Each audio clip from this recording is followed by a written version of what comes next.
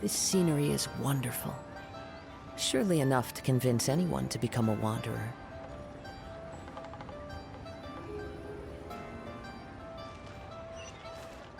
Time to go.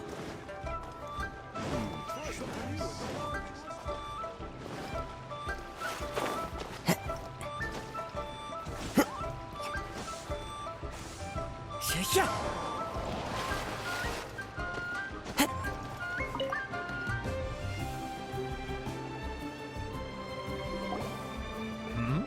Ah, hello. Are you here for something off the shelf, or do you need something forged? Excuse me, Master Zhang. We were wondering if you'd heard of something called a Wonder Core. Of course I have. Sorry, who's asking? My name is Yunjin. Perhaps you don't know me, but I believe that you forged some weaponry for my father in the past, for stage use. Yunjin? Stage use? Oh, so you must be Miss Yoon. Sorry, my brain's finally caught up. It's not used to doing much beyond bashing a hammer all day. Everyone's heard of you, Miss Yoon. Even folks who don't make it to the opera all that often. Like myself. So, you're here to ask about Wonder Cores, huh? As it happens, I do know how to make them.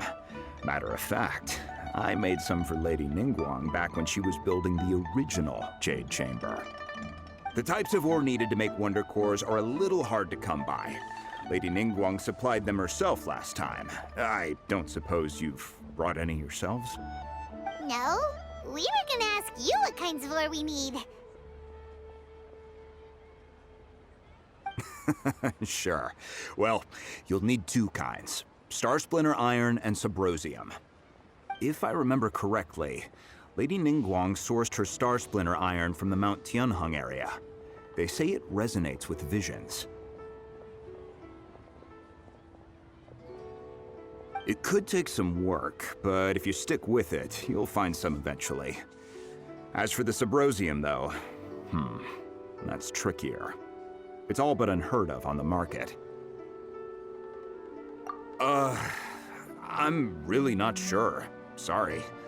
What I've heard is that the people around Mount Tianheng have some sort of magic trick that can pinpoint the location of the stuff. Of course, it's probably just hearsay. If you want my advice, start by looking for Star Splinter Iron around Mount Tianheng. And if you run into any locals, ask them a few questions about Subrosium. Mount Tianheng. Interestingly enough, the story of the divine damsel of devastation also takes place on that mountain. I hear the view there is quite spectacular. A favorite destination of the Adepti, in fact.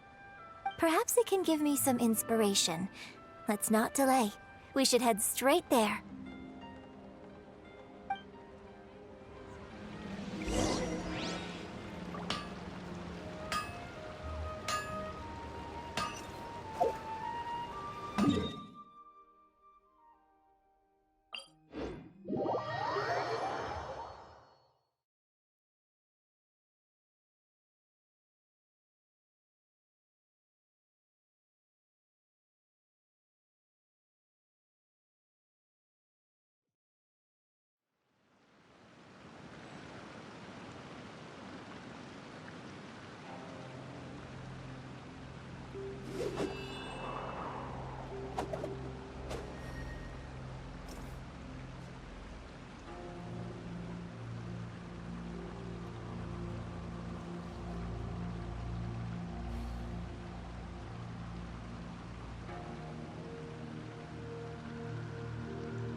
Wherever in this world I roam, I carry memories of my home.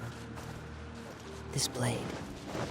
It is the last link I have to the land of my birth.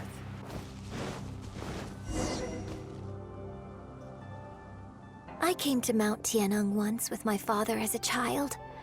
I remember it being such a long climb that I could barely feel my legs by the time we reached the top. This is quite a trip down memory lane for me.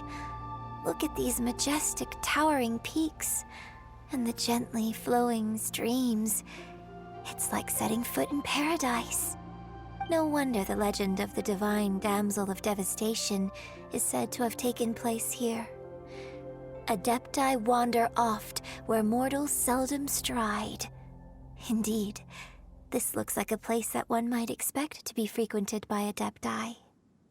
The Divine Damsel of Devastation is your upcoming opera, right? And the story takes place in Mount Tianheng.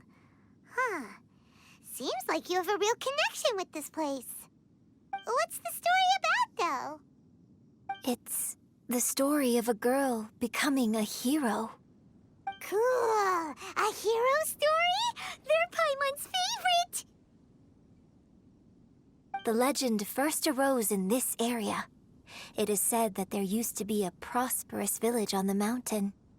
In that village, there was a loving couple who were completely devoted to one another. One day, a terrifying monster appeared. The wife was out collecting herbs and was captured by the monster. Her husband was so distraught at the news that it broke his spirit and drove him to madness.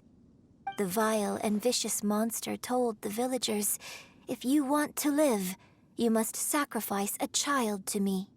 What a nasty piece of work! Paimon sure hopes this monster gets put in its place! But the monster was so terrible and so strong that all within the village were terrified of it. They had no choice but to give in to the monster's demand. Just while they were discussing whose child would be given over to the monster, a little girl suddenly stood up and came forward. No! Don't do it, little girl! Unbeknownst to anybody else, she was concealing an exorcist's blade. She approached the monster's lair, feigning fear and trepidation. When she finally arrived, she courageously drew her sword and entered into a fierce struggle with the monster, from which she eventually emerged as the victor. Her extraordinary abilities drew the attention of the Adepti, and they took her as one of their own. Her story became the stuff of legends. But alas, the paths of mortals and Adepti seldom cross, and she would never again re-enter the mortal world. And so, destined to grace the mortal realm for but a brief moment, she vanished like a wisp of smoke into thin air. That's how the opera ends. I really like this story.